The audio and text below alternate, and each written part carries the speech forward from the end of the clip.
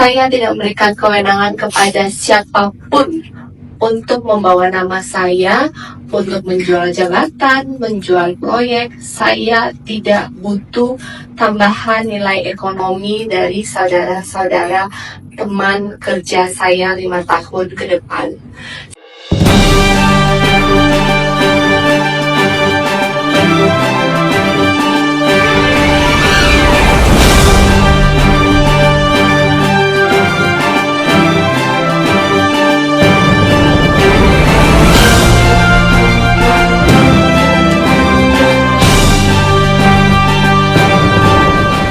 Tambahan nilai ekonomi dari saudara-saudara hal-hal lain kepada saya.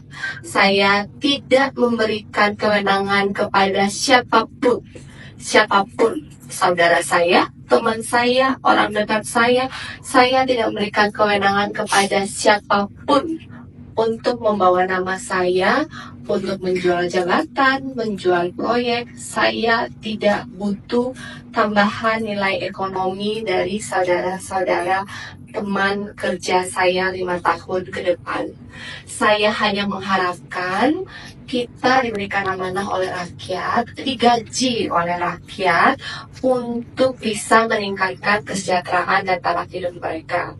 Selama 1 minggu saya mengikuti retret di Akmil Magelang, mendapat paparan dari semua menteri terkait dan mendapat arahan langsung dari Wakil Presiden dan Presiden Prabowo. Adalah pesannya adalah kita sebagai pemimpin, sebagai ASN, seyogyanya melayani rakyat. Kembali ke tugas awal kita. Tugas kita melayani rakyat. Oleh karena itu kita dibayar oleh negara untuk memastikan semua pelayanan dasar dideliver dengan baik, cepat, tepat, profesional, dan responsif. Untuk itu, untuk bisa bekerja dengan baik, kita harus menggunakan anggaran seefektif mungkin.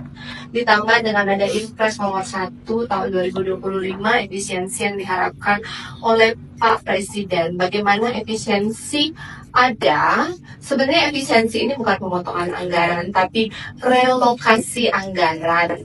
Ya, ada pemotongan, saya lihat ada dokumen, ada pemotongan 160 miliar, tetapi sebenarnya itu adalah relokasi anggaran, akan dikembalikan dalam bentuk makanan gizi yang Maluku Utara. Kemarin hasil diskusi dengan Kepala Gizi Nasional, kita akan menerima manfaat sebesar 2,2 triliun.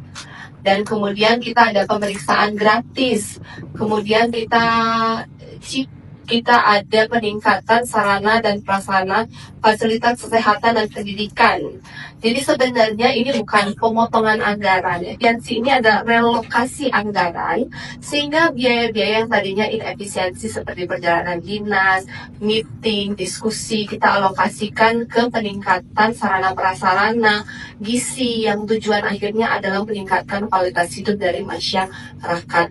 Karena tugas untuk itulah kita ada di sini, berkumpul di sini. Saya dipilih oleh rakyat, Bapak digaji oleh rakyat, tugasnya untuk meningkatkan kesejahteraan hidup mereka. Sampai di sini kita setuju atau tidak? Setuju. Karena Bapak Ibu tidak perlu menyetor ke saya untuk mempertahankan jabatan masing-masing. Jabatan masing-masing dipertahankan dengan kinerja Bapak Ibu ke depan.